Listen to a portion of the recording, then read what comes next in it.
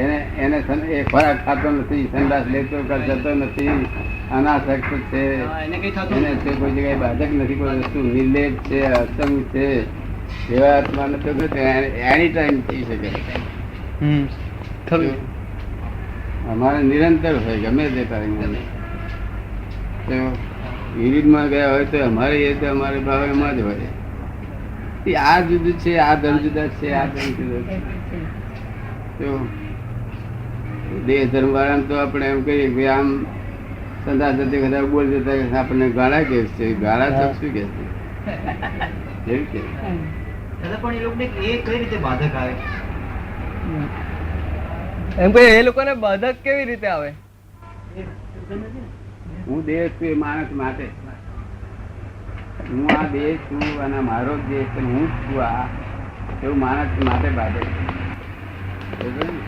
માન્યતામાં ફેર છે એટલે એને બાધક છે, સમજાય પડે ને. અને તમને માન્યતામાં ફેર નથી. હું આત્મા છું અને વ્યવહારમાં લોકોના ઓળખાણ માટે ભરત છું. શું છું? લોકોના ઓળખવા માટે ભરત છું, પણ ભરત છું એ મારી બિલીફમાં નથી. અને પેલાનું તો ભરત છું એ જ બિલીફમાં છે. દેહ છું તે જ બિલીફમાં છું. હું દેહ છું તે બિલીફમાં છું. મગજ મારું છે તે બિલીફમાં છે. આંખો મારી છે બિલીફમાં છે. બધું બિલીફમાં છે. અને એ બિલીફમાં જો નયા જોયા વગર કઈ કરે ધર્મ ભક્તિ કઈ હેલ્પ નહીં કરે. એટલે નહીં ધોઈ પછી પૂજા કરી પછી મન ચોખ્ખું થાય ને. મન ચોખ્ખું મેલું હોય તો ઘડી વાર ના. હા, મન પણ ચોખ્ખું.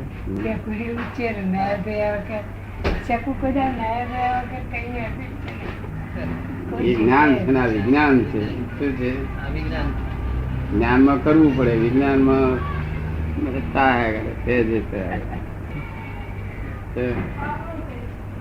એટલે વાત બેન જુદી છે. સંદાસમાં ધર્મ થતો હશે પણ આપણે શું કઈ 24 કલાક શું ધર્મ કરીશું એમ છું. ફક્ત ખાતી વખતે બે કામ ના થાય માટે તું જમવાનું પૂરેપૂરું ચાવી ચાવી જમજે અને શું શું છે એ બધું ચાખજે બરોબર, સ્વાદિષ્ટ પૂર્વક. એના સ્વાદ ને આપણે જાણીએ નહીં તો આપણે આત્મા નથી.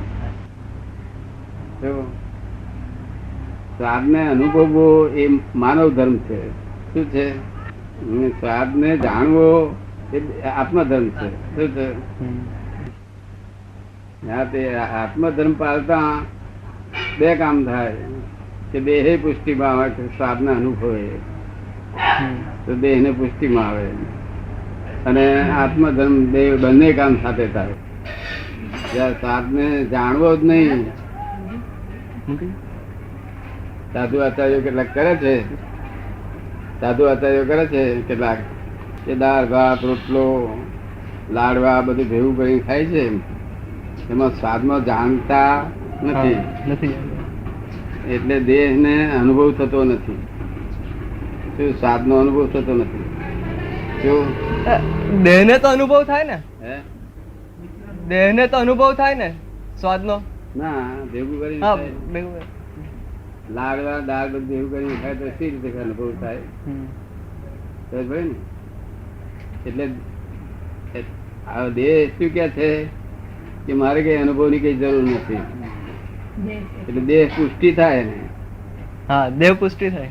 દેહ પુષ્ટિ થાય પણ મનમાં થતે એનું શાંત રહે. શું રહે? હા, મનમાં શાંત રહે. હા, મન કુદાકુદ ના કરે. પણ તે એમ જો આગળ જવું હોય તો મન કુદાકુદ કરશો તો જ જવાશે. એટલે મનને સ્કૂલમાં બેસાડીએ નહીં, ઘેર રાખી મેળીએ એના જેવી વાત છે. હા હા, બરાબર. હા, સ્કૂલમાં બેસાડીએ તમે આગળ જવાય કેવી રીતે? મનને આપણે સ્કૂલમાં ના બેસાડીએ અને ઘેર રખડા મારીએ પણ જયારે તારે સ્કૂલમાં બેસશો તો જ આગળ કામ થશે. તો એના જેવી વાત છે. એટલે કેટલાય સાધુ આચાર્ય એમને થાય છે, એમને અંદર મન સારું રહે અને દેહ પુષ્ટ થયા કરે. અને જે મનને સ્કૂલમાં બેહાડે ને એનું દેહ છે તે જેવો જોઈએ એવો પુષ્ટ ના થાય અને મન કુદાકુદ કરે. તો પણ એ સ્કૂલમાં બેહાડ્યું માટે આગળ જઈને કોલેજમાં જઈને આગળ સંપૂર્ણ થશે. તમને ગમી બધી વાત આ બધી? દાદા દાદા કર્યા કરવા બધાને. શું કહ્યું? સ્કૂલમાં બેસાડ્યો એટલે કોલેજમાં જશે. હે? મનને સ્કૂલમાં બેસાડ્યું એટલે કોલેજમાં જશે. તો પેલો સ્કોપ જ ના રહ્યો. હા, અને પેલા સાધુઓ જે ભેળું ખાય છે ને તે આપણને એમ શીખવાડે છે કે આમ ભેળું કઈ ખાવ એટલે જીભને ચોટે નહીં કે છે. શું કે છે? ભેવું કઈને ખાવ એટલે જીભને ચોટે નહીં. હા, જીભને ચોટે નહીં. ત્યાં આ કાલે ચા સરસ છે આ પીએ તો ચોટે નહીં. ભેળું કરીને ખાવ એટલે ચા હતી સરસ હતી, ફરવાનું સરસ હતી, પછી ખબર ના પડે, ચોટે નહીં. પેલા સંયમનો સ્કોપ જ ના મળે. હે? મન કુદાકુદ કરતું હોય તો એની પર આખું જે એ રે આમ સંયમ રે એનો એ લોકોને સ્કોપ જ ના મળે કે આ ખાવાનું જ નથી, બંધ જ થઈ ગયું. એમાં સ્કોપ ના રહે એટલે જ એડવાન્સ થાય ને. સ્કોપ ના રહે એટલે મનને આમ ઘડીમાં જલેબી ખાવાની ઈચ્છા થઈ જાય તો કાલે ખાધી હોય તો કઈ ભજીયા ખાવાની ઈચ્છા થઈ જાય, આમ થઈ જાય, તેમ થઈ જાય. એટલે સ્કૂલમાં બેઠો એટલે આ પ્રગતિ માળે થાય. શું થાય છે? હા, પ્રગતિ માંડે. હા, તો પ્રગતિ માળતે વખત દુઃખ તો હોય જ ને. સહન કરવું જ પડે. હે? તે સિવાય પ્રગતિ મંડાય નહીં. તે સિવાય પ્રગતિ મંડાય નહીં. હા? સહન કરે તો જ પ્રગતિ મંડાય ને. સહન કરે તો જ આગળ કોલેજમાં થાય ને. જાય નહીં જાય નહીં. આ બધા જે આગળ ગયેલા તે સહન કરાવડાવીને ગયેલા. એકલું આમ ભેગું કરીને ખાઈને ગયેલા નહીં. ભેગું કરીને થાય ને એમાં પ્રગતિ શું મંડે? એને આનંદ બહુ રહે, સારું રહે, શાંતિ રાખો. પણ જળ શાંતિ છે. જળ શાંતિ. આપણને એમ લાગે મહારાજ ને જોયું ને મોડા પર હજી કે નિર્વિકલ્પી જેવા દેખાય છે એવું લાગે આપણને. હું મહારાજ જોડે બેઠો હતો હા, એ જ હોય. કારણ કે એનો ધર્મ મોટા મોટી વસ્તુ એની પાસે એ છે કે સ્ત્રીઓનો વિચાર સરખો નહીં. એ વિચાર જ નહીં.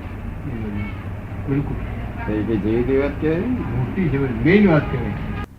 એ લોકોને એવું રહે ખરું? પણ હે? સ્ત્રીઓનો વિચાર નહીં એવું એ લોકોને રહી શકે ખરું?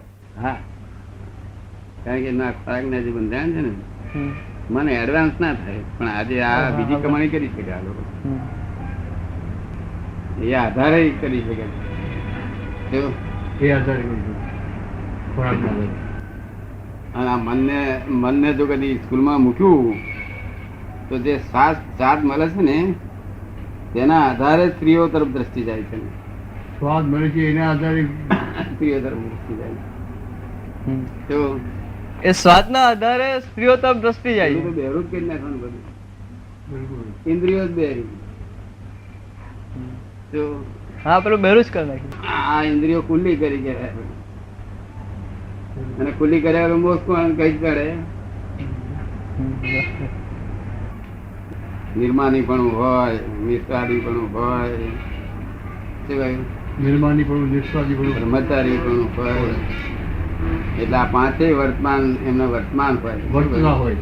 હા, આ પાંચે ગુણો વર્તતા હોય. વર્તમાન ધરાવડાવે જ ધરાવડાવે. પહેલેથી. વર્તમાન ધરાવડાવવાનો છે કે આ પાંચ વર્તમાન તારે પાડવા. નિર્માની પણ, નિસ્વાદી પણ, તો બ્રહ્મચર્ય પણ. હવે અમને લોકો કે શીખવાડી નાખવા અમને ના. એ માર્ગ જે શરૂઆત છે, બિગિનિંગ, મોટું બિગિનિંગ છે.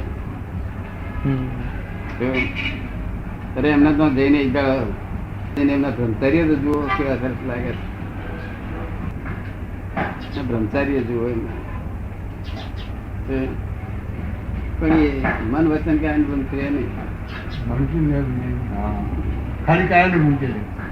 કાયાનું વાણીનું બ્રહ્મચર્ય, મનનું નહીં. મનનું બ્રહ્મચર્ય નહીં. પણ મન એમનું કોલેજમાં બેઠેલું નથી એટલે ચેન ચાળા ના કરે. પડી રહે આઈડી આડતું પડ્યું રહે. જડ જડ જડ જડ થઈ ગયા.